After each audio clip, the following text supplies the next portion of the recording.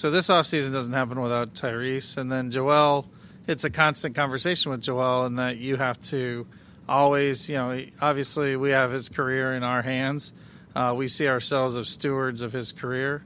And so he's very involved in terms of interested in how we will plan to put things together. And he believed in the plan as well.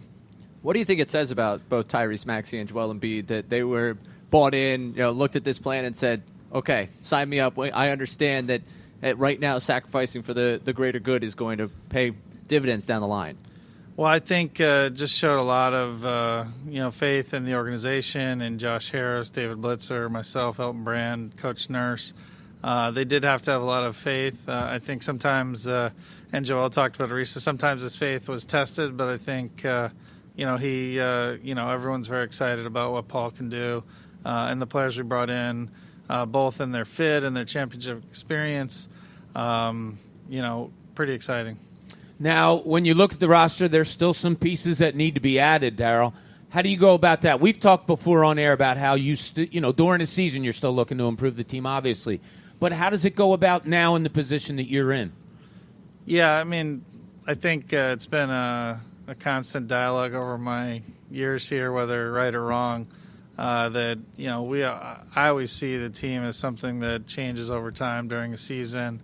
We'll have an open roster spot to start the year just to keep ourselves flexible.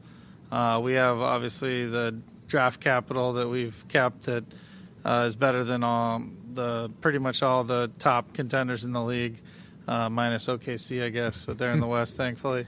And so we're set up to continue to improve the team. Especially with a new team like this, we were able to bring back some key guys like Lowry and Oubre and Tyrese and Joel. But we have a lot of new players.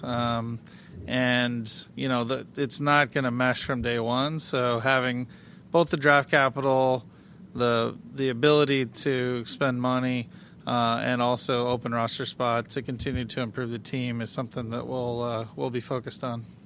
You've talked and you've been open about a number of times, whether it be on our airwaves or just talking in general about the Celtics and where they stand in the Eastern Conference and how, healthy a season ago, you were right, you think you were right in that tier below around them to compete for a championship. When you look at what you guys have been able to do so far in this offseason, where do you think you've gone in terms of trying to close that gap on where they are versus the rest of the Eastern Conference? Yeah, look, I'm a big objective data guy, and, we're right there in the conversation with a very small number of teams, top 3, top 2, top 4 in the league, somewhere in there. Obviously, you got to give the Celtics their credit. They won the title.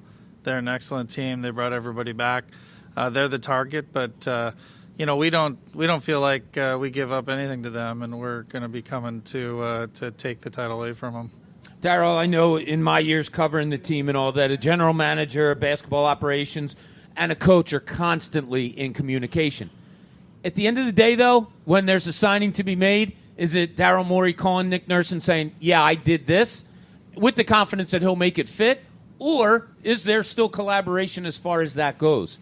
There's a lot of collaboration across many people. I think it's one thing that fans sometimes, it's a little bit hard to understand. Like the decision-making process is very dynamic and constant. So, while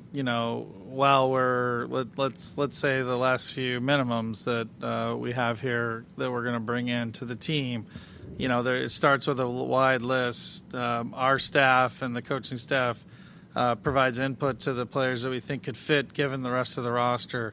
Then it gets narrowed down to a 3 to 7 type set of players. Then there's some negotiations with the agents in terms of like how much guaranteed money and years and options and things like that. And then you get down to like a small list of maybe 2 to 3 where you're like, okay, yeah, this one maybe a little bit less of a good fit, but the contract's better, which will help our ability to upgrade the team later. This one's more expensive, but we think maybe worth it. And it's just a constant dialogue. And then when it gets down to the decision time, there's definitely a discussion with Coach Nurse. There's a discussion with ownership who pretty much just gives us the check mark, but it's important to have them involved. And then obviously with the great players, with Tyrese, with Paul, with Joel, there's a back and forth like, hey, we're about to make a move like this. Well, Daryl, listen, congratulations on a great summer. Great that we could be here sharing this with you today. Continued success, and can't wait to see what the other moves might be. Thanks so much for having me on. All right, thank you. Daryl Morey joining us.